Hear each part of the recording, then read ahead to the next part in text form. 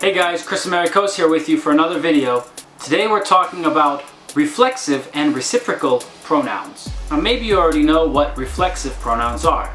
They are myself, yourself, himself, herself, itself, ourselves, yourselves, themselves. We use reflexive pronouns when the subject and the object are the same person or thing. So usually in a sentence we have an actor, the person who does an action. We call this the subject. So first we have a subject, then we have a verb. This is the action. And when this action is received by someone or something, we call that thing the object. So when the subject and the object are the same thing or person, we can use a reflexive pronoun.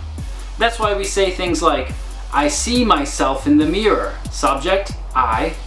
Object, me, but we change me to a reflexive pronoun, myself. I see myself. But we need to remember that we don't use a reflexive pronoun with some verbs. For example, feel, wash, shave, relax, concentrate. With these verbs, we don't use a reflexive pronoun. We just use an object pronoun, like me, you, him, her, it, us, you, or them.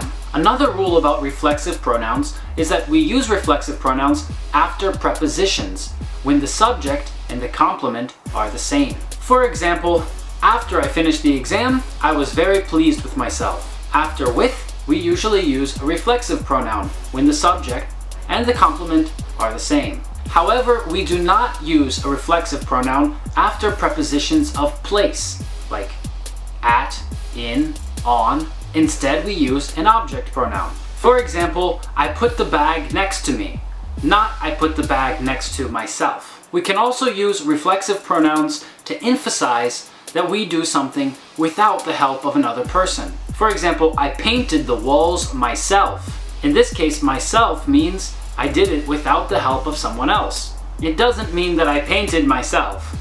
I painted the walls myself, independently. We can also use the preposition by plus a reflexive pronoun to show that we did something alone or without any other people present. For example, I walked to the cinema by myself. This means I walked to the cinema alone. And last but not least, we can't forget reciprocal pronouns. When we talk about reciprocal pronouns, we're usually talking about each other or one another. And these two phrases are basically the same thing. Each other or one another describe reciprocal actions. We can characterize these reciprocal actions in the following way. Each other or one another describes when A does something for B and B does something for A. But when we use reflexive pronouns, it has a different meaning.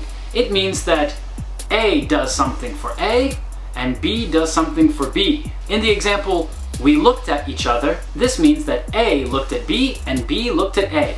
In the example, we looked at ourselves, this means A looked at A and B looked at B. So you can see that they have a different meaning. I hope this video helped you understand how to use reflexive pronouns and reciprocal pronouns. If you have any more comments, please feel free to leave a message under this video. Don't forget to press like, press subscribe, and I'll see you next time. In case you forgot, it's Krisamerikos.